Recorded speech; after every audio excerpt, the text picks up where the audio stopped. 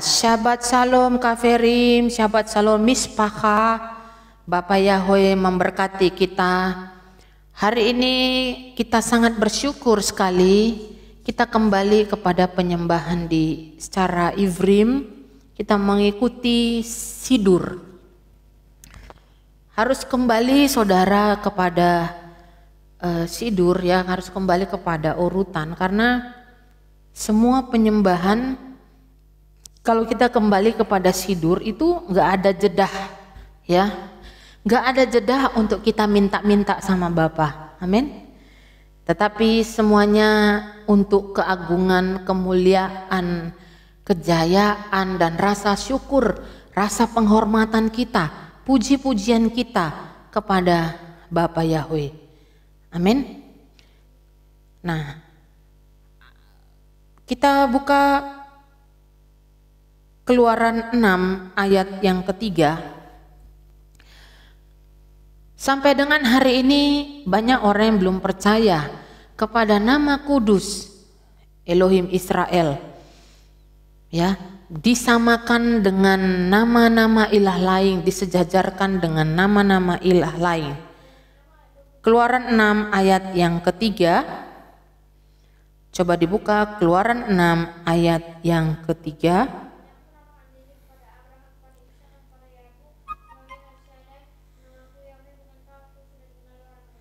Haleluya. Ya. Nah, jadi di situ dikatakan dia adalah Elohim yang menampakkan diri. Siapa yang pernah melihat Bapa? Pernah lihat? Ya, terus?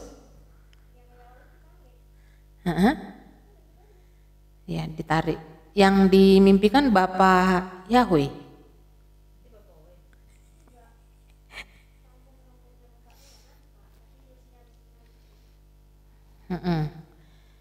Iya, jadi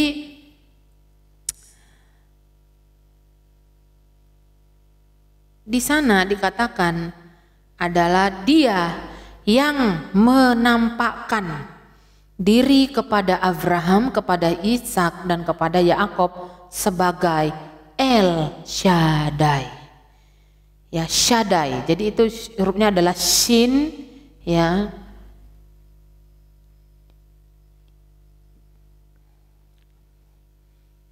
Keluaran 6 ayat yang ketiga. Di sana ada kata Shaddai. Shaddai itu artinya perlindungan. Ya. Shaddai itu artinya perisai. Nah, L-nya itu adalah Elohim. Nah, kalau kita perhatikan urutan kata Shaddai di sana adalah dia adalah Bapa yang sangat-sangat melindungi umatnya, sangat-sangat melindungi umatnya. Nah, kesalahan penerjemahan nama El tadi, El itu dia tunggal, bentuknya tunggal. Tapi kalau Elohim itu bentuknya jamak. Jamaknya kata Elohim ini bukan berarti banyak, bukan, tapi maha hadir. Nah, Elohim Yahweh yang disembah orang Israel itu maha hadir pada hari ini sebagai Elohim Yahweh yang disembah oleh kita, kehilatnya di Indonesia. Jadi dia hadir kalau dia Elohim. Nah, Anda tahu bahwa Elohim itu disejajarkan dengan Aherim ya, dan namaku Yahweh, yaitu jelas sekali namaku Yahweh.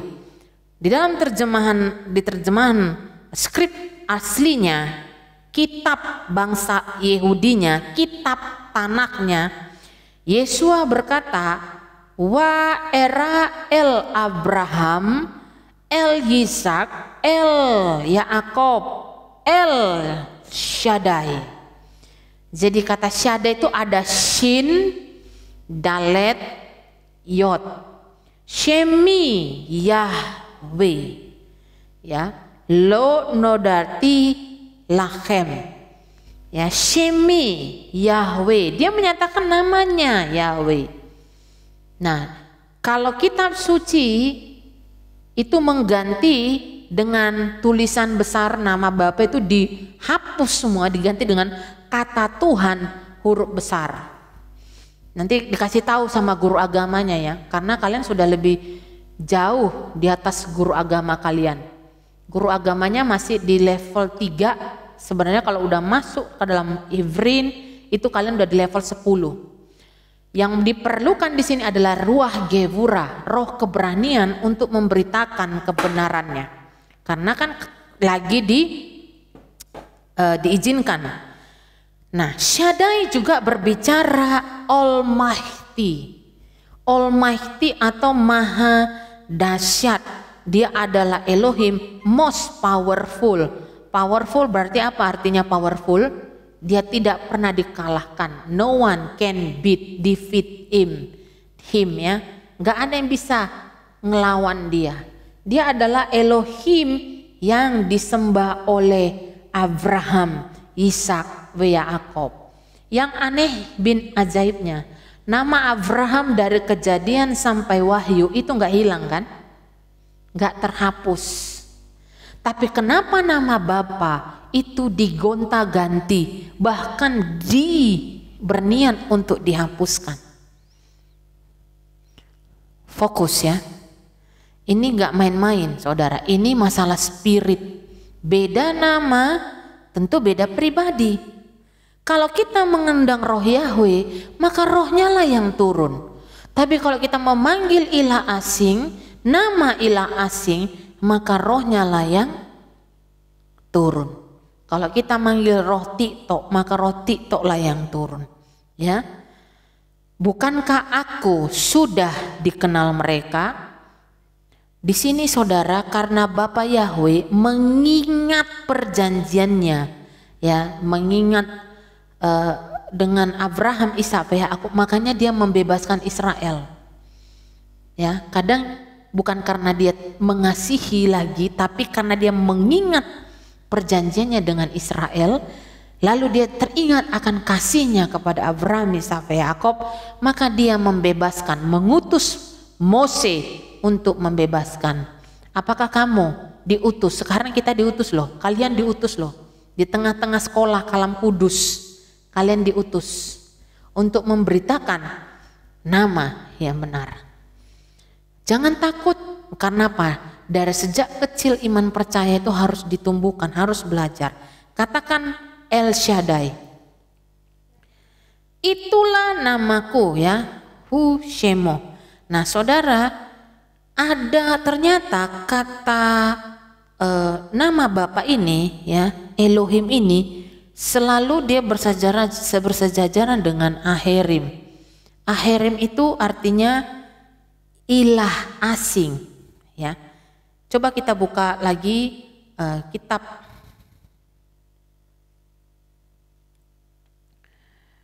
Ulangan 5 yang tadi dibaca ya.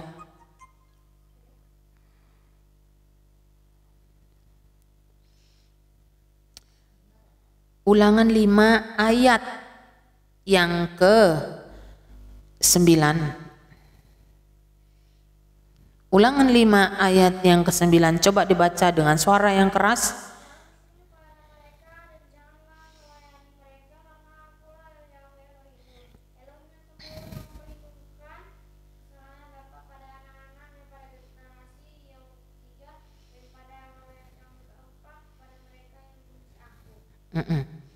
Ya.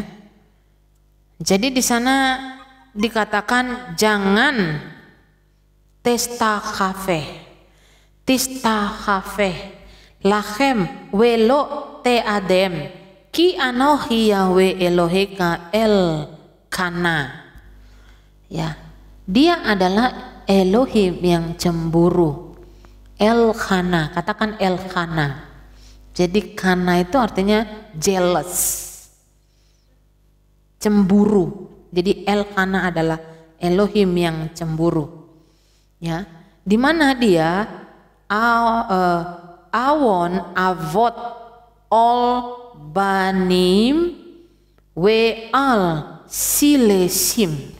Silesim itu artinya generasi ke generasi. Ya. Dor syai. Ya. Ribeim, keempat generasi. Bayangkan, dosa salah menyembah itu kutuknya sampai 4 generasi. Ayo baca lagi kalau nggak ngerti. Ya. Misalnya generasi pertama, generasi ya di atasnya, ya hitung aja.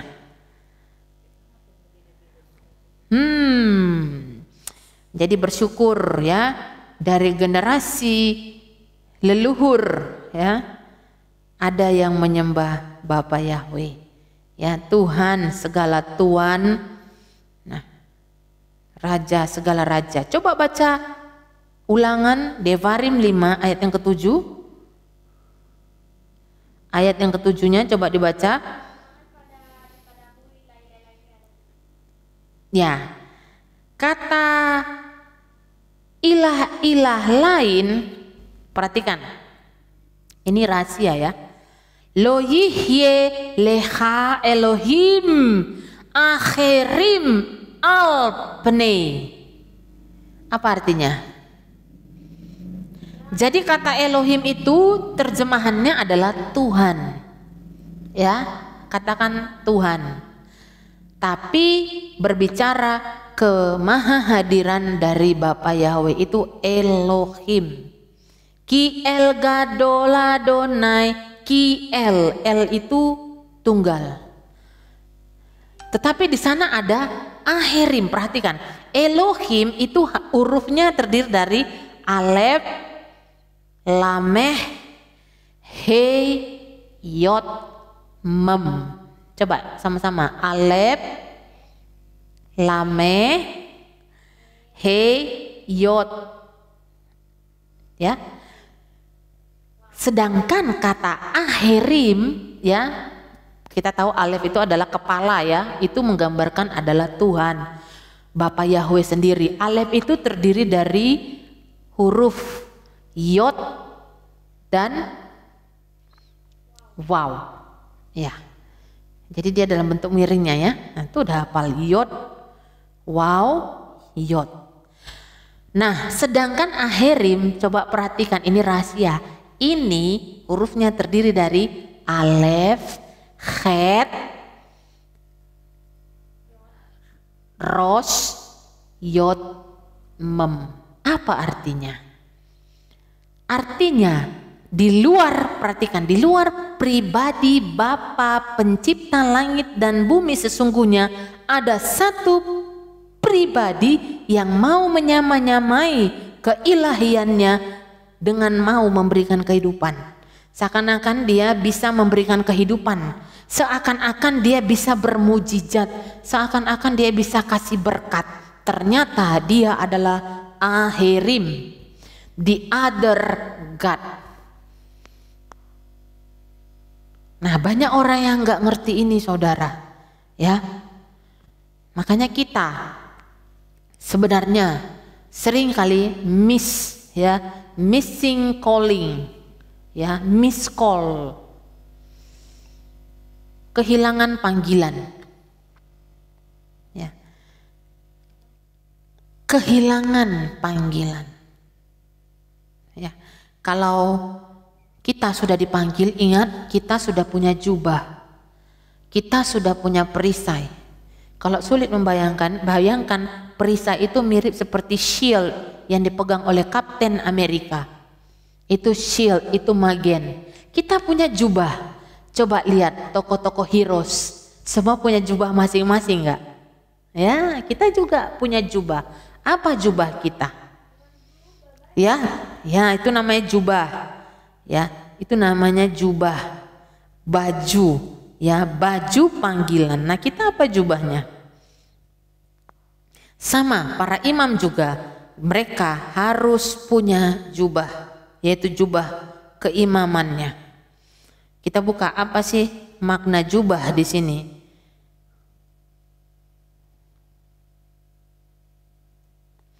Matius 17 ayat yang kedua. Nah, Yeshua itu punya especially ya jubah, baju, ya, pakaian, ya, penutup. Coba dibaca yang keras.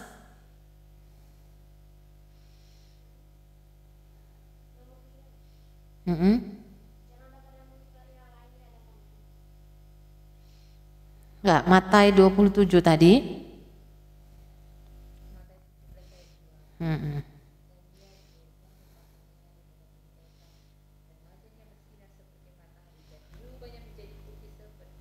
Ya, perhatikan jubah, pakaian apa yang kita kenakan hari-hari ini. Ya, jubah itu seperti juga menyatakan ciri khas. Ya, ini juga termasuk. Ya, jadi kalau kamu bisa kalau keluar bisa pakai sit percaya diri ya nggak apa-apa. Ya, itu adalah jubah itu menunjukkan identitas kita. Kita bukan milik dunia ini. Jadi jangan berpakaian seperti dunia ini. Kita milik Bapa Yahweh.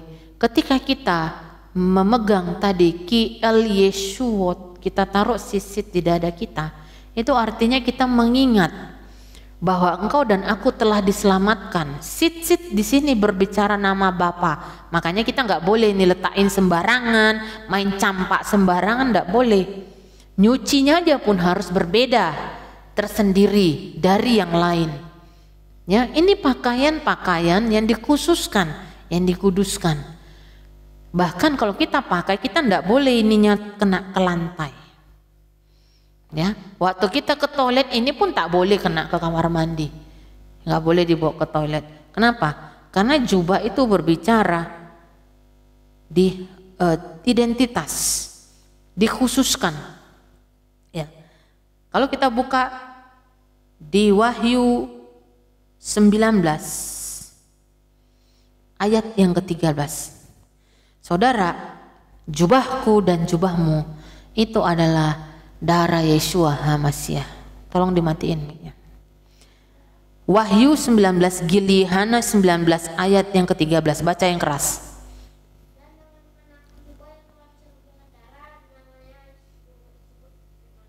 Amin. Dan dengan mengenakan jubah yang telah dicelup dengan darah dan namanya disebut, ya. Jadi saudara yang dikasih Elohim, satu hal yang sangat-sangat saya syukuri sampai dengan detik ini adalah mengenal namanya yang kados, Elohim Israel, oleh kuasa darah Ufdam Adonai Yeshua HaMashiach. Itu rahasia. Jadi kalau misalnya kita mulai menggila, terus sakit-sakitan, ya, ada yang menyerang pikiran kita. Ingat, saudara, kalau Anda pernah baca buku tentang perdukunan, santet ilmu tingkat tinggi, dia itu bisa menerobos dan menyerang pikiranmu dan pikiranku. Ya, jadi itu jenderal-jenderalnya Satan, diutus untuk menyerang pikiranmu. Ya, anak-anak Bapak lawannya bukan setan-setan di pelataran lagi, pion-pion kecil, enggak. Jenderal-jenderalnya diutus. Yaitu apa? Yang bisa menembus pikiranmu dan pikiranku. Bisa menyerang. Jadi ketika ada pikiran sia-sia, pikiran negatif, maka kita harus tundukkan. Kenapa? Karena nanti bisa masuk ke dalam hati kita. Dan di siantar ini saudara, kuasa perdukunan itu sangat kuat. Kalau enggak berdoa yang kencang, maka semuanya bisa bubar, bisa buyar. Ekonomi bisa buyar, rumah tangga bisa buyar, keluarga bisa buyar, semuanya. Tidak ada, seakan-akan tidak ada kedamaian, enggak ada peace, enggak ada shalom lagi. Makanya saudara dikasih Bapak Yahweh, kenakan, panggil Elohim dengan mengenakan jubah yang telah dicelup dengan darah dan namanya. Setiap hari kita harus baca dafar, karena firman ini pun juga merupakan jubah. Ya, jangan pernah satu hari engkau dan aku nggak baca dafar. Bukan nggak zamannya lagi, karena kita sudah dibawa tenggelam. Jadi perhatikan tadi kata jangan ada ilah lain. Kita kembali dulu lagi ke kitab Devarim 5 ayat 16, ayat yang ke-7. Gampang ya ingatnya ya. Devarim 5 ayat yang ke-7. Nah, kata aherim di situ atau ilah lain ya, itu juga berbicara tentang suatu pribadi yang mencoba-coba menyamai, yaitu pribadi asing, akhir, another, other, following ya. Akhir juga berbicara tentang sesuatu yang kita ikuti. Apa yang kau ikuti sehari-hari ini? Apa yang menjadi panutan? Aherim itu apa? Apa yang kau sedang ikuti sekarang? Contohnya itu apa? Adakah figur dalam dirimu yang sedang kau ikuti? The other God. Kalau kita suka dengan penyanyi contohnya, pasti kita ngikutin. Benar? Following, yes, that's the meaning of aherim. When you following someone or something, ya, that's itu artinya kau mengikuti sesuatu yang sedang di luar daripada Bapa Yahweh. Pokoknya selain dari firman-Nya, selain dari pribadi Bapa itu sendiri, berarti ada yang sedang kita ikuti. Hati-hati. Ya. Kenapa? Memang kita untuk tenggelam di dalam kata di dalam Ibrani ini tidak mudah, ya, tetapi juga tidak ada yang tidak bisa kita lakukan. Semua pasti bisa, ya. Kalau kita mau merendahkan hati kita. Nah, sekarang saudara yang dikasih oleh Bapak Yahweh, ternyata aherim ini masuk melalui kesalahan penerjemahan kitab sucinya orang Nasrani. Masuk kepada nama ilah-ilah asing, nama Abu Nawas, nama Alibaba ya saya bilang ya. Jadi jangan lagi ada disebut itu punya kuasa, itu punya spirit, bahkan bukunya pun coret ya, jangan ada nama itu, nggak perlu. Bisa kita nggak usah kompromi lagi. Begitu kita kompromi itu buka celah, itu akan membuka celah sedikit saja bagi si jahat roh, karena ini masalah alam roh. Masalah spirit ya, coret ini bukan nama Tuhanku, ini bukan nama Elohim yang bisa menyelamatkan, tapi ini adalah nama yang mencoba-coba, aherim, mencoba-coba menyerupai Tuhan, seakan-akan dia bisa memberi kehidupan kepada makhluk ciptaan Bapa Yahweh. Ya, wah, ini merupakan rahasia besar ya. Kata aherim ini loh. Waktu saya lihat ini 4 hari yang lalu, ternyata ada satu pribadi yang mencoba menyerupai Bapa pencipta langit dan bumi. Ya, kenapa? Karena susunan katanya itu alef, khai. Khai itu adalah kehidupan. Ros, kepala. Yod, ya tangan. Mem, itu rumah.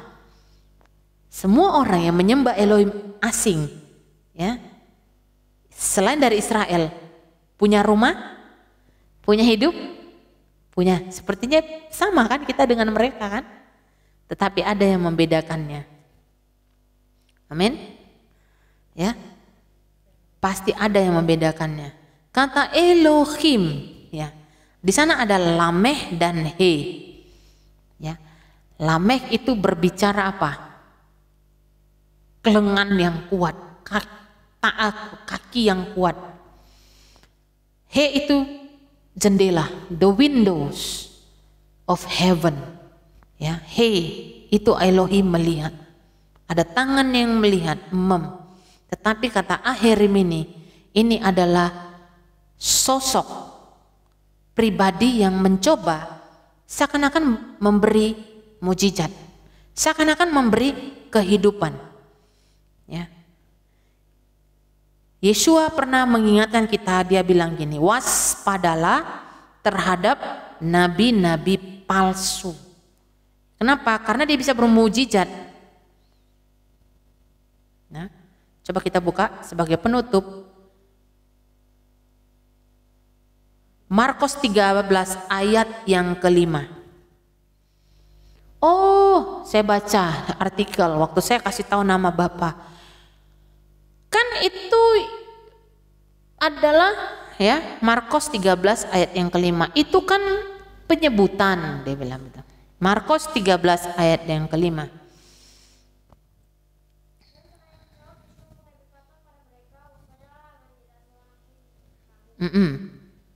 Sebab banyak orang, garis bawahi, banyak orang. Jadi nggak dikit kan? Nggak dikit nggak? Aliran kepercayaan di dunia ini banyak atau sedikit? Oh banyak. Sebab banyak orang akan datang atas the name, namanya, dengan mengatakan akulah dia, dan mereka akan menyesatkan banyak orang. Ya, lebar. Ya, satu lagi ayatnya. Yeshua bilang gini, lebarlah jalan menuju ke Matius 7 ayat 13. Matius 7 ayat 13. Tadi Markus ya. Sekarang Matius 7 ayat yang ke-13. Sempit.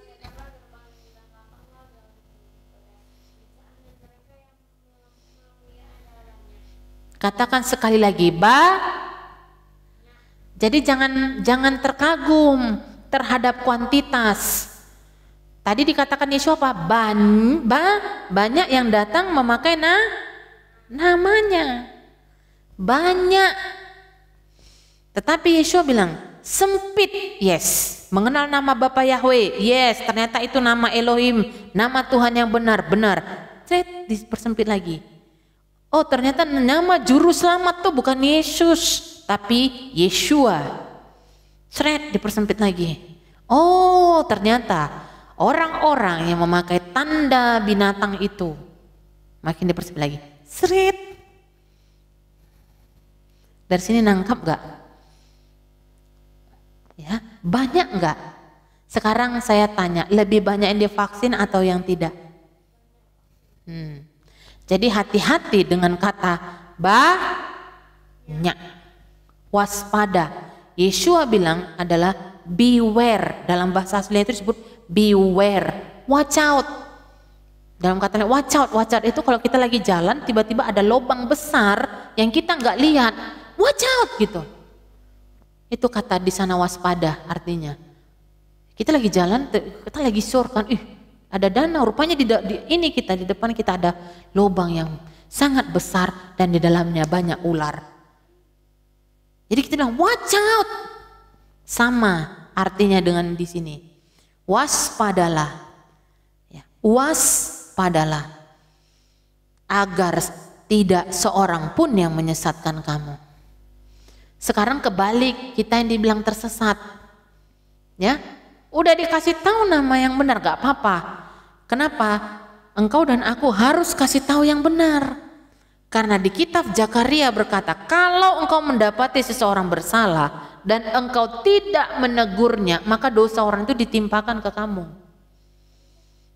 Itu firman. Firman tetap firman. Firman dafarnya adalah jubah. Firman adalah kuasa darahnya. Gak percaya ayatnya? Ayo kita buka dulu. Ya, biar enggak ini kan, ini beneran enggak ini gitu ya.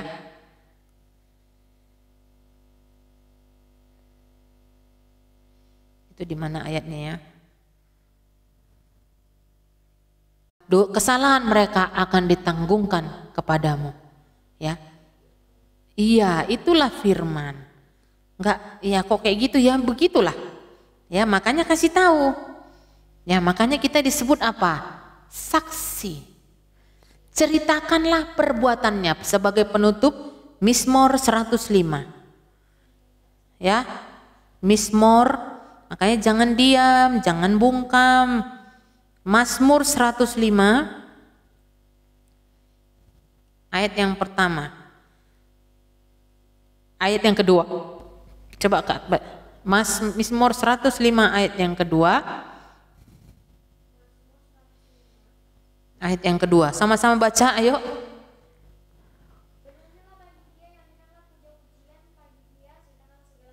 Amin. Ceritakanlah segala keajaibannya.